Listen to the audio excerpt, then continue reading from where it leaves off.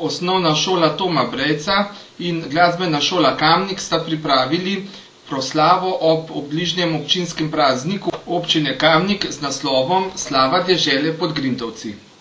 Učenci so pripravili izredno kvaliteten program. Nam lahko poveste namen današnje proslave?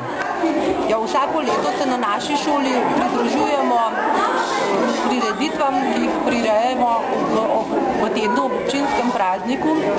Ena izmed naših prioritet, ki je vsako leto zapisana v letnem delovnem načrtu, je vzpodbujanje domovinske vzgoje in s takimi prireditvami sem prepričana, da domovinsko vzgojo tudi krepimo.